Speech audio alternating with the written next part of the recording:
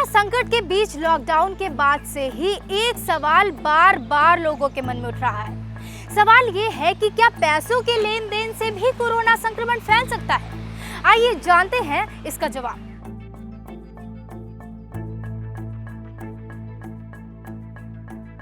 पैसा लेते वक्त हम उसे अपने हाथों से गिनते भी हैं और उसे अपने पर्स या पॉकेट में संभाल कर रख लेते हैं, क्योंकि पैसा ऐसी चीज है जिसके बारे में लोग आदान प्रदान करते हुए बहुत नहीं सोचते। यूँ तो एहतियातन बाहर से लाई हुई हर चीज के बारे में आजकल कहा जा रहा है कि उसे आप सैनिटाइज करके ही इस्तेमाल करें, लेकिन क्या आप शॉपिंग के बाद अपने नोट और सिक्कों को सैनिटाइज कर रहे हैं? अगर नहीं तो ये खबर आपके लिए ही है।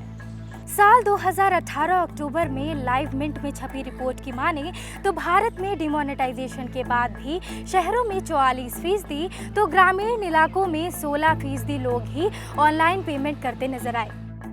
भारत हमेशा से ही नकदी पर निर्भर देश रहा है, लेकिन साल 2016 में प्रधानमंत्री मोदी ने नोटबंदी की।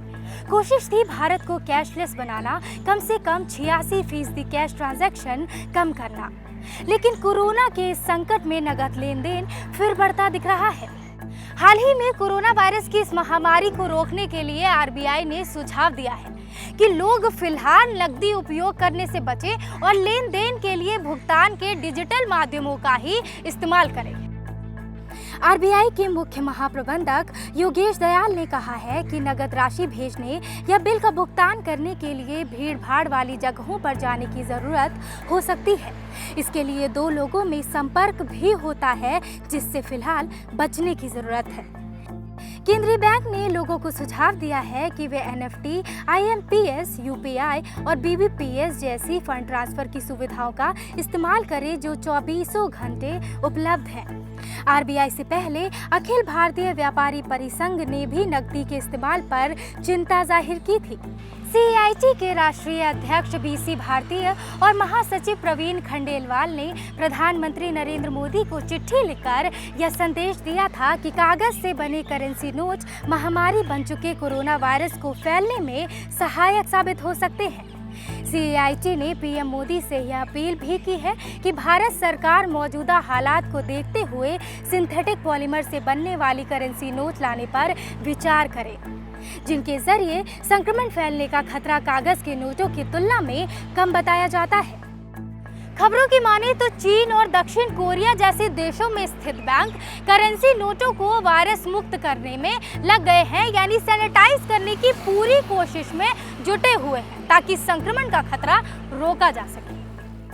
याहू फाइनेंस पर चीन के केंद्रीय बैंक के हवाले से प्रकाशित हुई खबर के अनुसार अल्ट्रावायलेट लाइट की मदद से करेंसी नोटों को साफ किया जा रहा है। इसके बाद इन नोटों को 14 दिनों के लिए सील करके रखा जाएगा और उसके बाद ही इन्हें जनता में सर्कुलेट किया जाएगा।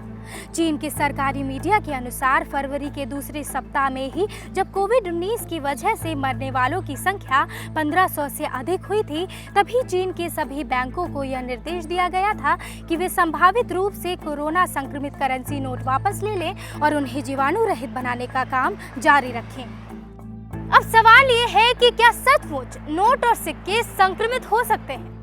कोविड-19 के इस वायरस से संबंधित जितनी भी मेडिकल रिसर्च हाल ही में हुई है, उनमें से किसी में भी इस विषय पर शोध नहीं हुआ है कि करेंसी नोटों और सिक्कों के जरिए ये वायरस कैसे फैलता है। लेकिन वैज्ञानिक समझ यह कहती है कि कोरोना वायरस ड्रॉपलेट यानी सूक्ष्म बूंदों के रूप में ही मनुष्य के नाक में या मुंह के जरिए शरीर में जा सकता है। इसलिए कोई संक्रमित बिल, नोट या सिक्का हाथ में लेने के बाद अगर हाथों को ना धोएं तो यह खतरनाक साबित हो सकता है। WHO ने भी इस संदर्भ में यही कहा है। चीन और दक्षिण कोरिया में भी जब कागज के नोटों और सिक्कों की सफाई का काम शुरू हुआ तो यहाँ भी यही सवाल उठाया गया था, लेकिन इसके जवाब में साल 2003 में फैली सार्स महामारी के समय हुए एक शोध का हवाला दिया गया। अमेरिका में हुई इस स्टडी में कहा गया था कि सार्स कोरोना वायरस कागज को 72 घंटे तक और कपड़े को 96 घंटे तक संक्रमित रख सकता है। हाल ही में कोरोना से जुड़ी स्टडीज की माने तो कई अध्ययन के बाद वैज्ञानिक इस निष्कर्ष पर पहुंचे हैं कि सार्स कोरोना वायरस और कोविड-19 में काफी संरचनात्मक समानताएं हैं। हालांकि कोविड-19 की मृत्यु दर अब तक सार्स कोरोना वायरस की तुलना में कम बताई जा रही है। इन सभी बातों को अगर ध्यान में रखें तो कागज के करेंसी नोट और सिक्के एक संक्रमित एजेंट का काम कर सकते हैं और कोरोना वायरस के फैलने में सहायक भी साबित हो सकते हैं। WHO ने कहा है कि अगर आप संक्रमित नकदी के संपर्क में आते भी हैं तो उसे लेने या देने के बाद अपने हाथ धोकर आप समस्या को टाल सकते हैं। और जिन देशों में कोरोना वायरस संक्रमण फैला है वहां के करेंसी नोट या सिक्के हाथ में लेने के बाद अपने चेहरे, मुंह, नाक, कान या आंख को ना छुएं।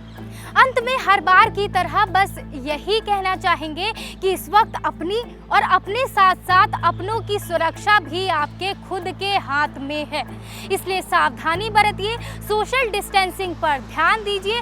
हो सके तो फिलहाल के लिए कैश ट्रांजैक्शन अवॉइड करिए। अगर कैश से ही लेन देन मजबूरी है तो नोट को छूने के बाद या सिक्कों को छूने के बाद अपने हाथ सैनिटाइज जरूर कर लें और अपने आसपास साफ सफाई का पूरा ध्यान रखें।